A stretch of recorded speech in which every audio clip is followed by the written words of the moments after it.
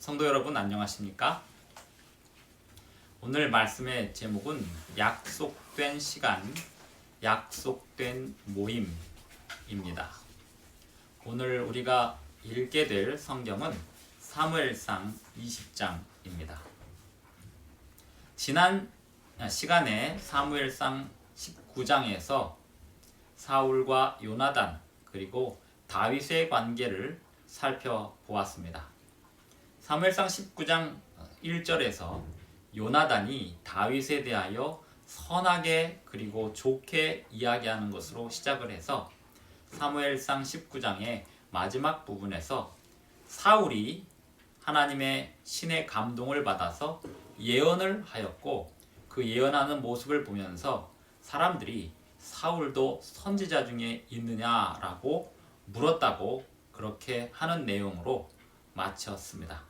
사무엘상 19장은 아름다운 소식을 전하는 복음을 전하는 사람들이 어떻게 감화를 끼치는지에 대하여 배울 수 있는 장이었습니다.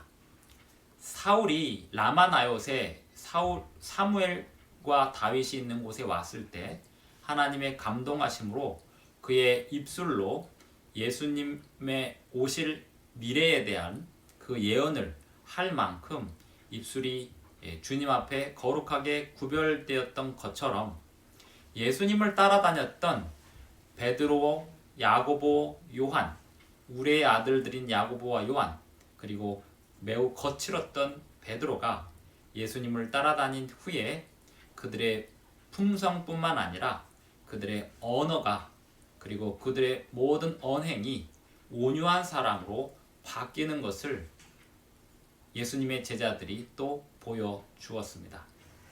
이제 사무엘상 20장은 다윗과 요나단이 마지막으로 인사를 나누고 헤어지는 장면입니다. 이 다윗과 요나단은 이제 마지막으로 완전히 헤어지는 그러한 장면은 아니지만 다윗이 더 이상 궁정에 있을 수가 없고 요나단은 다윗의 안전을 위해서 떠나보내야 되는 그런 상황에서 벌어지는 일입니다. 아직 다윗과 요나단은 사울 왕이 어떠한 상태인지를 정확하게 파악을 하지 못했습니다. 요나단이 사울이 다윗을 죽이겠다는 이야기를 들었을 때 그때는 다윗을 보호하기 위하여 애를 썼지만 사울이 그 마음 상태, 사울이 가진 마음 상태가 정신적인 분열로 인한 일시적인 상태인지 아니면 지속적인 상태인지 아직 확실히 모르는 상황이기 때문에 사울이 어떠한 마음을 또 갖게 될지 요나단도 확신할 수 없는 상황에서 다윗을 잠시 숨어있게 하면서 시작되는 이야기가 사무엘상 20장입니다. 사무엘상 20장을 말씀을 준비하면서 어떤 단어를 중요하게 볼까 살펴보았습니다. 요나단이 자기 생명처럼 다윗을 사랑했다는 구절도 매우 중요한 말씀으로 들어왔고 또한 다윗과 요나단이 정한 시간에 만나는 장면, 그 장면도 매우 중요한 장면으로 들어왔습니다.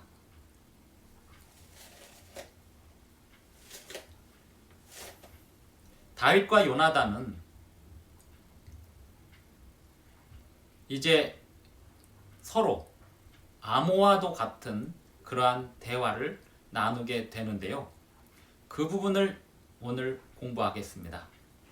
오늘 다윗과 요나단이 나누는 암호와도 같은 대화, 그 대화는 오늘 우리에게 매우 귀중한 교훈을 주고 있습니다. 다윗과 요나단이 어떻게 대화를 나누는지 살펴보기 전에 약속된 시간, 약속된 모임 이거에 대하여 조금 더 말씀을 드리고 성경을 읽겠습니다. 약속된 시간, 약속된 모임 이것은 매우 중요한 것입니다. 왜냐하면 약속은 시간을 정하는 것이 약속입니다. 약속은 모임을 정하는 것이 약속입니다. 약속이란 서로 같은 행동을 하겠다는 것입니다. 약속이란 그 시간 안에 한 사람이 또 약속을 한 상대방에게 자기가 한 말을 지키겠다는 것입니다. 그러므로 약속에서 정말로 중요한 것이 있다면 그것은 시간입니다. 시간에 대한 감각, 그리고 시간에 맞춰 해내는 일, 그것이 약속에 있어서 아주 중요한 사안입니다. 약속을 고상한 말로 성경의 언어로 무엇라고 하는지 알고 계십니까? 우리는 약속이라고 하는 단어를 쓰는데요. 이 약속은 우리가 일상생활에서 말로 하는 그러한 단어고, 성경이나 또 문서에는 약속을 다른 말로 씁니다. 문서로 하는 약속을 뭐라고 하냐면 계약이라고 합니다. 계약은 종이에 기록을 해서 서로 약속하는 것입니다. 나라와 나라가 서로 약속을 하는 것을 조약이라고 합니다. 근데 고대인들은, 성경시대의 사람들은 계약과 조약보다도 더 중요한 약속의 개념이 있었습니다. 가장 중요한 개념은 무엇일까요? 언약입니다. 말씀 언, 그리고 약속을 뜻하는 약, 말로 한 약속을 언약이라고 합니다. 오늘날 사람들은 말로 한 약속을 지키지 않는 일을 빈번하게 하기 때문에 언약을 거의 믿지 않습니다. 그래서 계약서를 씁니다. 그런데 성경시대의 사람들은 언약이 법적인 효력이 있었습니다.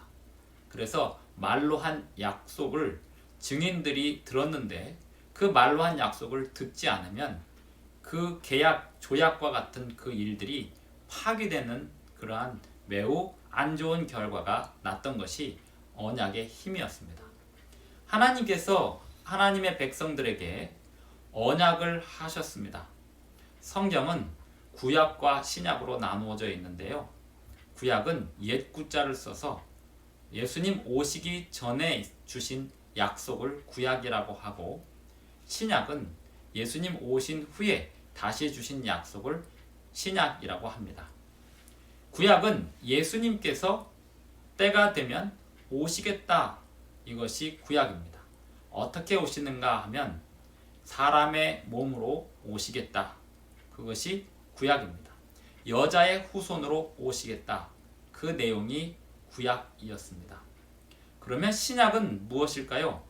예수님께서 때가 되면, 이 천국 복음이 모든 민족에게 증거가 되면 그들이 복음을 받아들이든지 안 받아들이든지 상관없이 때가 되면 예수님께서 영광스러운 모습으로 천천만만의 천사와 함께 온 세상 사람들이 다 바라볼 수 있게 하늘에서 내려오시겠다고 약속하신 것이 신약입니다.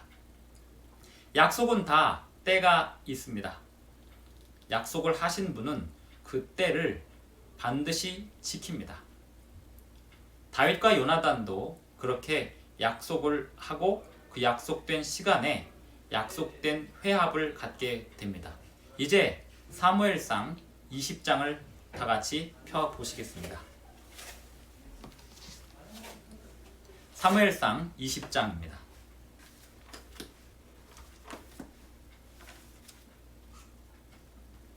사무엘상 20장 1절, 다윗이 라마 나요스에서 도망하여 와서 요나단에게 이르되 내가 무엇을 하였으며 내 죄악이 무엇이며 내 부친 앞에서 나의 죄가 무엇이관데 그가 내 생명을 찾느뇨. 우리말에 2인칭이 마땅치 않기 때문에 여기서 내라고 너 이렇게 얘기하는데요. 다윗이 요나단에게 너라고 할 수 있는 그런 입장은 못 됩니다. 다윗과 요나단은 나이 차이가 많은 그런 관계이기 때문에 영어로는 you라고 하면 되는데 우리말로 번역하는 가운데 you를 번역할 말이 없어요. 그래서 그냥 내가 너가 이렇게 번역을 했습니다만 여기서 너는 다윗이 요나단에게 하는 말입니다. 내가 너의 부친 앞에서 나의 죄가 무엇이고 한데 그가 내 생명을 찾느뇨. 요나단이 그에게 이르되 결단코 아니라 내가 죽지 아니하리라. 너가 죽지 아니하리라. 내 부친이 대소사를 내게 알게 아니하고는 행함이 없나니 내 부친이 어찌하여 이 일은 내게 숨기리요. 그렇지 아니하니라. 3절 다윗이 또 맹세하여 가로되 내가 너에게 은혜 받은 줄을 너의 부친이 밝히 알고 스스로 이르기를 요나단이 슬퍼할까 두려운즉 그로 이를 알게 하지 아니하리라 하매니라. 그러나 진실로 여호와의 사심과 내 생명으로 맹세하노니 나와 사망의 사이는 한 걸음 뿐이니라. 지금 제가 읽는 이 말씀을 여러분이 이해가 되십니까? 이 말이 어려워서가 아니라 사실 엄밀히 말하면 생각하지 않고 듣거나 읽으면 무슨 말인지 잘 모를 수 있습니다. 물론 이 성경을 문어체는 문장체를 문어체라고 얘기하는데요. 문장체의 반대는 구어체입니다. 그냥 대화를 글로 적으면 구어체고요.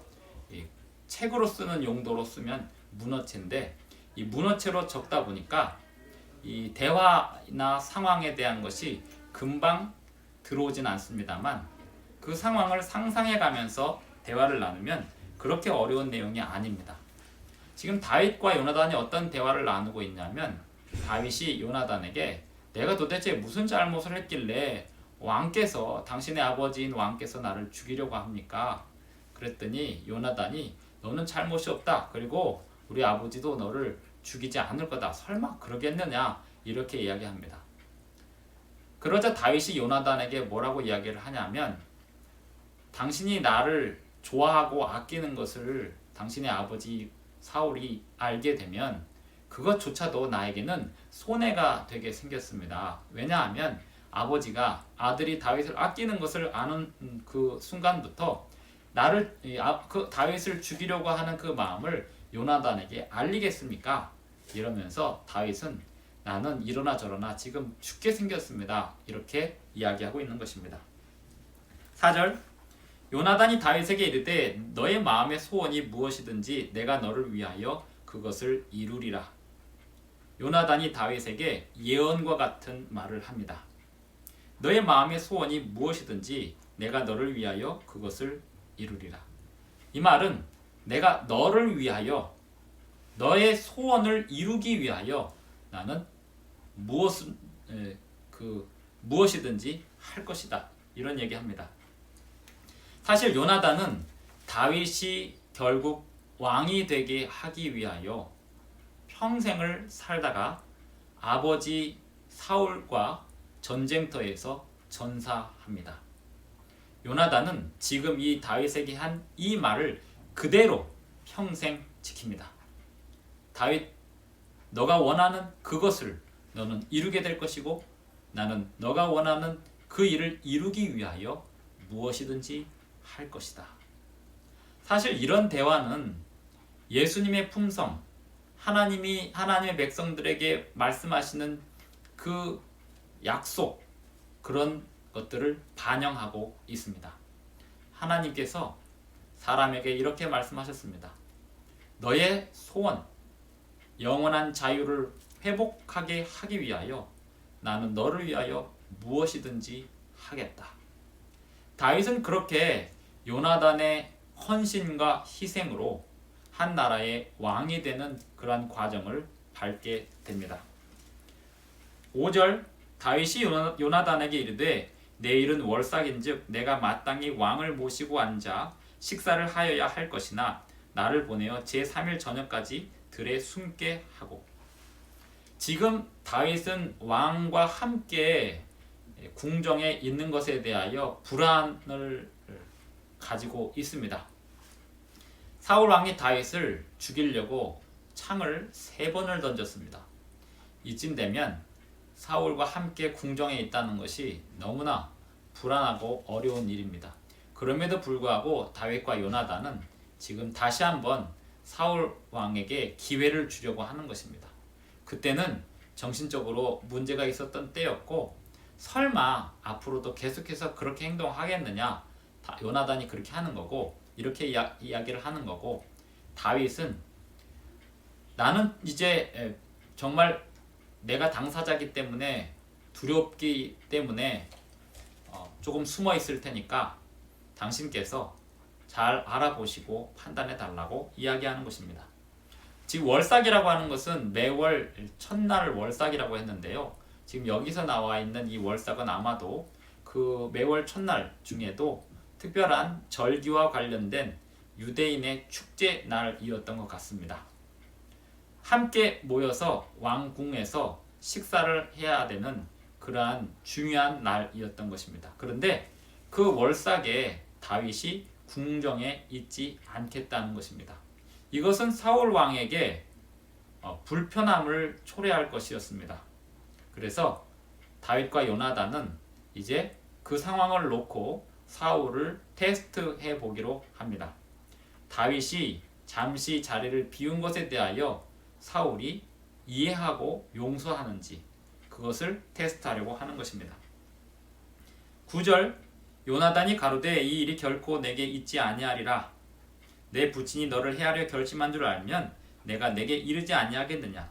다윗이 요나단에게 이르되 너의 부친이 엄하게 나에게 대답하면 누가 그것을 내게 고하겠느냐. 요나단이 다윗에게 이르되 오라 우리가 들로 가자 하고 두 사람이 들로 나갑니다. 요나단이 다윗에게 이르되 이스라엘의 하나님 여호와께서 증거하시거니와 내가 내일이나 모레 이맘때에 내 부친을 살펴서 너 다윗에게 대한 의향이 선하면 내가 보내어 너에게 알게 하지 않겠느냐. 그러나 만일 내 부친이 너를 해하려 하거늘 내가 이 일을 너에게 알게 하여 너를 보내어 평안히 가게 하지 아니하면 여호와께서 나 요나단에게 벌을 내리시고 또 내리시기를 원하노라. 여호와께서 내 부친과 함께 하신 것 같이 너와 함께 하시기를 원하노니 너는 나의 사는 날 동안에 여호와의 인자를 내게 베풀어서 나로 죽지 않게 할 뿐 아니라 여호와께서 너 다윗의 대적들을 지면에서 다 끊어버리신 때에도 너는 내 인자를 내 집에서 영영히 끊어버리지 말라 하고 이에 요나단이 다윗의 집과 언약하기를 여호와께서는 다윗의 대적들을 치실지어다. 야, 이 요나단의 이야기를 한번 들어보십시오. 요나단은 지금 다윗에 대하여 엄청난 예언과도 같은 그런 이야기들을 하고 있습니다. 거꾸로 다윗 자네가 우리 가족을 구원해야 될 상황이 올 것이다. 그리고 그럴 때 우리 가족을 좀 구해줘라, 살려줘라 이렇게 이야기하고 있습니다. 그리고 요나단이 다윗에게 말하기를 하나님이 다윗의 대적들을 칠 것이다. 사울과 요나단은 같은 편입니까? 다른 편입니까? 요나단은 끝까지 사울의 편에서 사울의 전쟁터에 나갈 때 마지막 순간에 그 전쟁터에서 아버지와 함께 죽은 것이 요나단이었습니다. 요나단은 나라를 위해서 자신의 모든 것을 내려놓은 사람이었습니다. 사람들은 다윗과 모세, 엘리야 이런 사람들을 영웅으로 치지만 요나단이 얼마나 그 품성으로 다윗에게 영향을 끼쳤고 또 실제적으로 다윗을 돌보는 역할을 했는지 사무엘상을 읽어보면 진정한 영웅은 요나단이겠구나 라고 하는 생각이 듭니다. 오늘날 이 세상은 모세나 엘리야와 같은 다윗과 같은 영웅들이 이끄는 것 같지만 사실은 요나단과 같은 그러한 보이지 않는 영웅들이 이 세상을 붙들고 있습니다. 사람들은 전면에 나선 그리고 결과가 잘된 그런 사람들을 영웅으로 삼습니다. 요나단은 아버지 사울과 결국 비참하게 전쟁터에서 죽임당함으로 말미암아 역사에서 사라져 버렸기 때문에 사람들의 주목을 받지 않지만 다윗은 평생 왕으로 살았기 때문에 그리고 유다의 사울 왕조가 이제 몰락하고 다윗 왕조의 초대 왕으로서 살았기 때문에 다윗은 영웅으로 기억되었던 것입니다. 다윗을 만든 요나단, 그 요나단을 잊지 말자는 겁니다. 왜 우리가 요나단을 잊지 말아야 할까요? 우리의 삶은 다윗 같은 삶도 있어야 하지만 요나단과 같은 삶도 있어야 하는 것입니다. 사무엘상 20장 17절 요나단이 다윗을 사랑함으로 그로 다시 맹세케 하였으니 이는 자기 생명을 사랑함 같이 그를 사랑함이었더라. 이 세상이 죄로 물들수록 무엇이 물들까요, 여러분? 사람이 죄를 품게 되면 입이 더러워집니다. 입이 더러워지면 그 입에 나오는 말들로 그 사람의 정신이 더러워집니다. 입과 정신은 하나로 붙어 있어서 부정적인 생각을 많이 하고 비판하는 생각을 많이 하는 사람은 그 입으로 남을 비난하고 정죄하는 일들을 합니다. 하지만 하나님이 주시는 복음에 대하여 생각을 하고 이웃에 대하여 아름다운 생각을 많이 하는 사람은 그 입술로 하나님의 아름다운 생각을 전달하는 그러한 사명을 감당하게 됩니다. 사람의 입술이 망가지게 되면 무엇이 또 망가지냐면 단어에 대한 개념이 망가집니다. 오늘날 이 세상에서 가장 아름다운 단어여야 하는 것이 어떤 단어일까요? 성경에서 가장 아름다운 단어여야 하는 것이 어떤 단어일까요? 믿음과 소망과 사랑, 이 세 가지는 항상 있을 것인데 그 중에 제일은 사랑이라고 고린도전서 13장 13절에서 말씀하지 않았습니까? 그래서 성경을 전체를 요약을 하면 사랑이다 라고 이야기하지 않습니까? 하나님은 사랑이십니다. 그런데 생각해 보십시오. 오늘날 많은 사람들에게 사랑이란 단어가 무엇을 의미하는지, 모든 매체나 드라마나 영화나 소설이나 사람들이 즐겨 나누는 그 대화 속에서 사랑이라고 하는 단어는 하나님이 백성들을 돌보시는, 그리고 예수님께서 백성들을 위하여, 하나님의 자녀들을 위하여 헌신하시고 십자가에 돌아가신, 그리고 부모가 자녀를 위하여 자기 생명을 내놓는 그 사랑을 생각하는 것보다도 남녀 간에 그것도 변질되고 왜곡된 욕정, 그것을 사랑으로 생각하곤 하는 것입니다. 요나단이 다윗을 사랑하였다. 요나단이 다윗을 사랑하는 마음이 여인의 마음보다 승하였다. 이런 말이 심지어 우리 귀에도 요나단과 다윗의 사랑 이렇게 이야기하기보다는 요나단과 다윗의 우정 이렇게 이야기하는 것이 조금 더 덜 부담스럽지 않습니까? 이것이 무엇을 의미하냐면 이 단어가 얼마나 오염되어 있고, 이 단어 자체가 오염되었다기보다는 단어는 그 단어일 뿐입니다. 단어를 생각하는 사람의 정신이 오염되어 있다는 것입니다. 하나님의 백성들을 사랑하는 그 사랑으로 우리가 서로 사랑하게 되어 있습니다. 하나님이 하나님의 백성들을 사랑하는 그 사랑으로 요나단이 다윗을 그렇게 자기 생명처럼 사랑하였습니다. 예수님께서 계명을 요약하시면서 내 이웃을 내 몸처럼 사랑하라고 하셨는데 그 말의 의미가 사무엘상 20장에 나타나 있습니다. 요나단이 다윗을 자기 생명처럼 사랑했다.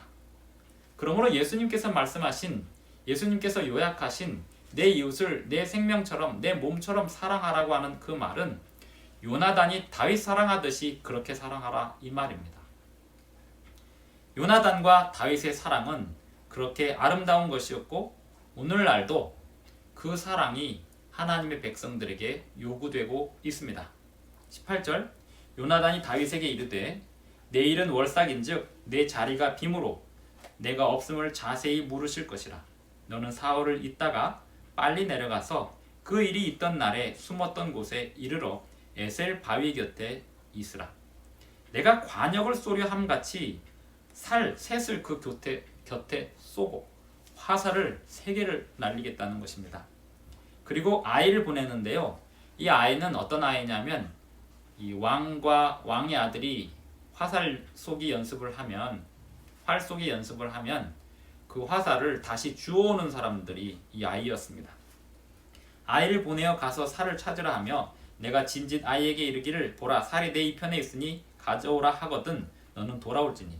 아이에게 화살을 쏘고 지금 다윗과 요나단이 약속하기를 서로 멀리 떨어져 있어서 다윗과 요나단이 서로 약속하기를 요나단이 화살을 이제 다윗이 있는 방향으로 쏘는데 다윗은 그 반대편에서 요나단을 서로 마주보면서 약속된 시간에 마주보면서 그 요나단이 큰 소리로 예! 화살이 너의 이편에 있지 않냐? 이렇게 얘기하면 그게 암호였습니다. 왕이 다윗을 죽일 마음이 없으니 돌아와도 된다 이런 뜻이었고요. 화살을 쏘면서 예! 화살이 너의 앞에 있지 않냐? 빨리 달려가라! 이렇게 하면 다윗이 돌아오면 안 된다. 그런 암호였습니다. 22절 만일 아이에게 이르기를 보라 살이 내 앞편에 있다 하거든 내 길을 가라. 여호와께서 너를 보내셨음이니라. 하나님이 이 다윗을 보냈다라고 이야기합니다. 지금 요나단의 말 한마디 한마디가 얼마나 신앙적이고 배려가 넘치는지 몰라요. 요나단이 다윗을 생각하는 마음이 예수님이 백성을 생각하는 것과 거의 일치할 정도로 지금 요나단은 다윗을 아끼고 있습니다. 사람에게서 언제 이런 마음이 나올까요? 자신의 생명같이 누군가를 사랑하게 되면 예수님의 원래 넣어주셨던 그리고 끊임없이 넣어주시는 그 사랑의 말들이 쏟아져 나오는 것입니다. 다윗이 궁정을 떠날 때 가장 다윗의 마음을 괴롭히는 것은 내가 과연 이렇게 떠나는 것이 하나님의 뜻인가? 라고 하는 그 질문이었을 겁니다. 그런데 요나단이 다윗에게 말하기를 그런 상황이 되면 하나님이 너를 보내는 거다. 이렇게 얘기합니다. 23절 너와 내가 말한 일에 대하여는 여호와께서 너와 나 사이에 영영토록 계시느니라. 요나단이 얼마나 하나님 앞에 헌신한 사람이었는지를 보여주는 것입니다. 24절 다윗이 들에 숨으니라 월삭이 되매 왕이 앉아 이제 음식을 먹습니다. 이제 상황이 실제 벌어졌습니다. 다윗과 요나단이 전에 이 상황에 대하여 다 약속을 잡아놨습니다. 그러면 이 약속을 잡아놓으면 이 상황이 돌아가는 걸 보고 제일 중요한 게 뭐라고요? 약속된 시간에 그 장소에 나타나는 것. 그것이 너무나 중요한 것입니다. 하나님과 백성과의 관계도 마찬가지입니다. 약속된 시간에 나타나는 것이 교회에 나타나는 것보다 더 중요한 일입니다. 공간에 나타나는 것보다 약속된 시간을 지키는 것, 그것이 너무나 더 중요한 일인 것입니다. 하나님께서 백성과 약속한 시간은 일주일에 1시간이 아닙니다. 많은 사람들이 일주일에 1시간 교회 나가는 것을 들어서 자기가 그리스도인이라고 이야기합니다. 사실 진정한 그리스도인은 하나님과 약속한 그 시간에 하나님이 하라고 하는 일을 하는 것이 참된 그리스도인이 아니겠습니까? 하나님이 백성들에게 약속하신 시간은 금요일 일몰 시간부터 토요일 일몰 시간까지 그 24시간의 온전한 하루를 그날은 나의 거룩한 날이니 그날을 구별해라 라고 하신 그 약속에 들어가는 것이 하나님과 백성 간의 약속인 것입니다. 24절 다윗이 들에 숨으니라 월삭이 되매 왕이 앉아 음식을 먹을 때에 왕은 평시와 같이 벽 곁 자기 자리에 앉았고 요나단은 서 있고 아브넬은 사울의 곁에 앉았고 다윗의 자리는 비었으나 아브넬은 이제 군대 장관이었습니다. 26절 그러나 그날에는 사울이 아무 말도 아니하였으니 이는 생각하기를 그에게 무슨 사고가 있어서 부정한가 보다. 이렇게 다윗이 그날 식사하러 오지 않은 모습을 보고 비어있는 그 왕궁에는 자리가 다 자기 자리가 있는 것입니다. 왕의 자리가 있고 아무데나 앉는 게 아닙니다. 왕은 왕의 자리가 있고 요나단 자리가 있고 아브넬 자리가 있고 다윗의 자리가 있고 다 자기 자리가 있는 것입니다. 그래서 그 자리가 비어 있으면 그 사람이 빠져 있는 걸 금방 알 수 있는 것입니다. 다윗이 그 시간에 왕과 함께 식사를 해야 되는 그 시간에 나타나지 않는 모습을 보고 사울이 어떻게 생각을 했냐면, 아, 부정한 일이 있어서 오지 못했나 보다, 이렇게 이야기하는데요. 이 말은 성경을 아는 사람들은 이해를 하는 말입니다. 부정하면 함께 식사하지 못하는 그것이 레위기와 신명기의 법에 있지 않습니까? 사람의 몸이 언제 부정해집니까? 사람의 몸이 시체와 닿았거나 또 보건상, 또 위생상 건강하지 못한 상태에 있을 때, 부정한 상태가 되면 그 부정한 시간을 언제까지, 어떤 경우는 일몰 때까지, 저녁 때까지, 또 어떤 경우는 일주일간, 이렇게 부정한 시기를 격리해야 되는 그러한 시간들이 있었습니다.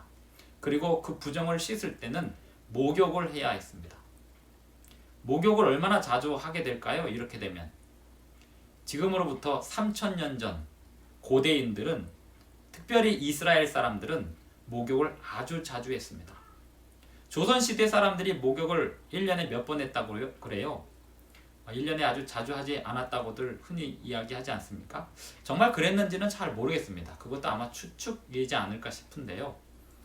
하여튼 옛날 사람들은 목욕을 자주 하지 않았을 거다, 이렇게 생각을 하는데요. 모세오경을 실천한 사람들은 목욕을 아주 자주 했습니다. 머리서부터 발끝까지 목욕을 자주 했습니다. 그래서 유대인들은, 모세오경에 순종한 유대인들은 청결한 사람들이었습니다. 사실상 한 달에 여러 차례 목욕을 해야 되는 상황이 벌어지는 것입니다. 그렇게 해야 부정한 것이 정해지니까요. 그리고 그 부정한 시간이 아직 지나가지 않으면 이렇게 식사 자리에도, 공식적인 식사 자리에도 나타나지 않을 만큼, 오늘날 이 세상에 부정한 질병이 이렇게 만연해 있을 때 우리가 서로 같이 식사하지 않는 것, 그것이 여기에 나와 있는 것입니다. 사무엘상 20장에서 사울처럼 하나님을 제대로 섬기지 않는 사람의 마음속 상식조차도 이 정도였다면 하나님 말씀에 순종하는 사람들의 상식은 어느 정도였겠냐 하는 것입니다. 누군가 부정한 사람이 있으면 지금 우리의 상황은 어떤 상황일까요? 누가 부정한지 몰라요. 내가 부정한 사람인지 저 사람이 부정한 사람인지 몰라요. 그래서 같이 식사하지 않는 거 아닙니까? 같이 서로 한 장소에 있지 않도록 조심하는 거 아닙니까? 성경은 그러한 상식선에서 그렇게 읽어 내려가고 있을 때 잘 이해가 됩니다. 그래서 성경은 어쩌면 암호와도 같아요. 앞에 있는 내용을 잘 이해할수록 뒤에 있는 내용이 점점 확실하게 다가옵니다. 그 암호와도 같은 내용이 가장 꼽히는 곳이 요한계시록입니다. 요한계시록을 이해하려면 모세오경, 창세기부터 신명기까지 내용을 이해를 해야지만 요한계시록을 이해할 수가 있습니다.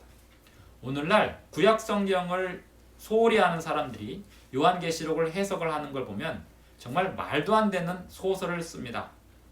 요한계시록은 구약성경을 잘 이해하면 너무나 쉬운 책이었고, 요한이 에베소, 서머나, 버가모, 두아디라, 사데, 빌라델비아, 라우디기에 7교회에 보낼 때 그들이 알아듣지 못하게 썼을까요? 요한이 반모섬에서 요한계시록을 써서 7교회 성도들에게 보낼 때 계시록 세미나를 하고 다니엘 세미나를 해야지만 알아듣는 그런 어려운 책이었을까요? 아니요. 당시에 회당 중심으로 구약성경을 열심히 연구하던 사람들이 그리스도인이 된 다음에 요한계시록을 요한에게서부터 편지로 받았을 때 그 말씀은 아주 잘 이해되는 아주 평범한 그런 책이었지 어려운 책이 아니었습니다. 하지만 로마 군인들에게는 도무지 이해가 안 되는 책이었습니다. 그래서 반모섬에서 요한이 편지를 쓰고 반모섬에서 나갈 때 검열을 무사히 통과할 수 있는 것입니다. 거기에는 굉장히 이 로마에 대한 부정적인 이야기가 있음에도 불구하고 그냥 통과가 되는 것입니다. 성경은 그렇게 알수록 더 잘 이해할 수 있는 그러한 암호체계 같은 장면이 있습니다. 29절 27절 이튿날 곧 달의 제2일에도 다윗의 자리가 또 빔으로 사울이 그 아들 요나단에게 물어봅니다. 이새의 아들이 어찌하여 어제와 오늘 식사에 나오지 아니하느뇨? 요나단이 사울에게 대답하기를 다윗이 베들레헴에 가기를 간청해서 가게 하라고 해달라고 하길래, 그러면서 그 내용이 우리 가족이 그 성에서 제사할 일이 있으므로 나의 형이 내게 오기를 명하였으니 내가 내게 사랑을 받거든 나로 가서 내 형들을 보게 하라 하였으므로 그가 왕의 식사자리에 오지 아니하였나이다. 고향에 갔습니다. 그 형이 불러서 갔습니다. 이렇게 얘기했다는 것입니다. 사울이 요나단에게 분노를 바랍니다. 왜일까요? 다윗에 대하여 좋게 말하는 것을 아직도 못마땅한 것입니다. 지금 다윗에 대하여 변명하는 거냐? 그에 대하여 나처럼 적의를 품어야 되고 나처럼 분노를 품어야지 네가 지금 다윗을 감싸고 도는 거냐? 이렇게 하는 것입니다. 31절 이새의 아들이 땅에 사는 동안은 너와 너의 나라가 든든히 서지 못하리라. 지금 내가 다윗에게 분노하는 이유는 너 때문이다. 너에게 왕이 내려가기 위해서 저 다윗을 끝내야 되는 거다. 너 지금 정신 차려라. 이렇게 얘기하는 것입니다. 32절 요나단이 그 붙인 사울에게 대답하여 가로되 그가 죽을 일이 무엇이니까? 이 질문도 굉장히 인생에서 중요한 질문입니다. 다윗이 죽을 일이 이유가 없습니다. 하지만 사울 왕조를 위해서는 죽어야 했습니다. 사울 왕조란 어떤 왕조를 이야기할까요? 사울 왕조와 다윗 왕조가 비교가 됩니다. 이것은 마치 가인의 왕조와 아벨의 왕조라고 하는 건 가문이죠. 아벨의 가문과 가인의 가문이 비교가 되는 것처럼 가인의 가문의 논리로는 아벨은 살아서는 안 되는 사람이었습니다. 사울 왕조의 논리로서는 다윗은 살아서는 안 되는 것이었습니다. 다윗이 죄가 있기 때문에 살아서는 안 되는 걸까요? 아니요. 그가 죄가 없기 때문에 더욱더 살아서는 안 되는 것이었습니다. 그것이 사울 왕조가 사는 길입니다. 오늘날 이 세상의 가문들이 사는 방법은 하나님의 백성들, 하나님의 말씀에 순종하는 백성들이 제거되어야만 하는 것이 이 세상의 삶의 방식인 것입니다. 32절 그러므로 오늘날 우리가 이 세상에 어떠한 기대를 품지 말아야 합니다. 우리가 누구에게 우리를 의지할 수 있을까요? 어느 누구에게도 또 어떤 힘 있는 사람들에게도 우리 재림교인의 말씀에 순종하는 이 태도를 결코 의지할 수 없는 것입니다. 재림교인이란 어떤 사람들이냐면 예수님의 재림을 기다리며 하나님의 율법을 순종하는 사람들을 재림교인이라 합니다. 33절 사울이 요나단에게 결국 단창을 던집니다. 지금 다윗을 죽이려고 3번을 던졌는데요. 요나단마저 죽이려고 던집니다. 그 정도로 다윗에 대한 분노가 있는 것입니다. 34절 심히 노하여 식사자리에서 떠납니다. 요나단이 제2일에는 먹지 아니하였으니 이는 그 부친이 다윗을 욕되게 하였으므로 다윗을 위하여 슬퍼함이었더라. 그리고 이제 상황은 다 벌어졌고 이 의사를 전달해야 되는 상황이 온 것입니다. 35절 아침에 요나단이 작은 아이를 데리고 다윗과 정한 시간에 들로 나가서 저는 이 정한 시간이라고 하는 단어가 사무엘상 20장을 읽다가 이거 굉장히 중요한 단어일 것 같다는 생각이 들어서 히브리어 성경을 찾아보았습니다. 그랬더니 이 정한 시간이라고 하는 이 단어가 모에드라고 하는 단어인데요. 이 모에드가 사용된 용례, 이 모에드라는 단어는 어디에 사용됐냐면 정해진 때, 그리고 절기, 정해진 시간 또는 아주 가끔 정해진 장소, 그리고 정해진 모임 이런 데 쓰였습니다. 정한 시간은 그렇게 중요한 것입니다. 절기, 여호와의 절기 할 때 그 절기에 쓰인 단어가 모에드입니다. 하나님과 백성 간의 약속은 뭐가 중요하다고요? 나 교회 열심히 다녔어요? 이건 중요하지 않습니다. 저는 하나님과 약속 시간을 지켜왔습니다. 이것이 중요합니다. 난 가정을 위해서 최선을 다했어요. 이건 당연한 거죠. 난 가정을 위해서 약속 시간을 꼭 지켰습니다. 이것이 정말 힘 있는 것입니다. 신실한 것입니다. 36절 아이에게 이르되 달려가서 나의 쏘는 살을 찾으라 하고 아이가 달려갈 때에 요나단이 살을 그의 위로 지나치게 쏘니라. 아이가 요나단의 쏜 살 있는 곳에 이를 즈음에 요나단이 아이 뒤에서 외쳐 가로되 살이 내 앞편에 있지 아니하냐. 이게 무슨 말이에요?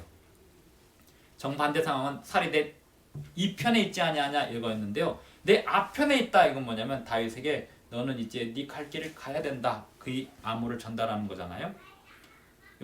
요나단이 아이 뒤에서 또 외치되 지체 말고 빨리 다름질하라. 지금 아이를 정신없게 만드는 겁니다. 이 아이가 요나단이 지금 다윗과 의사소통하고 있다는 것을 알아서는 안 됐기 때문에 어느 누구도 모르게 의사를 전달해야 됐기 때문에 아이에게 말하는 것처럼 하면서 다윗에게 암호처럼 전달하고 있는 것입니다. 그 아이는 아무런지 알지 못하고 요나단과 다윗만 그 일을 알았더라. 요나단이 그 병기를 아이에게 주며 이르되 이것을 가지고 성으로 가라. 이렇게 하고 요나단은 다윗과 서로 멀리서 인사를 하고 헤어지는 것이 사무엘상 20장의 끝입니다. 요나단과 다윗이 이렇게 암호처럼 나누는 대화, 이것은 성도들이 위험에 처할 때 대하는 방식입니다.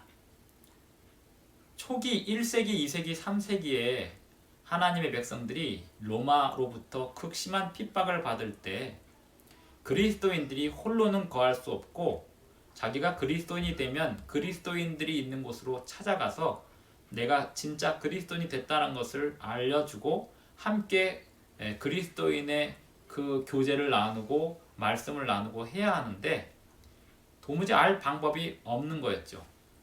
또 카타콤, 이 지하 세계를 땅을 파고 도시의 지하에서 평생을 살았던, 숨어서 지냈던 그리스도인들이 살았던 그 카타콤은 암호로 연결이 되어 있어서 로마 군인들이 들어오면 못 나가게 되어 있습니다. 미로처럼 되어 있어서 길을 못 찾아요.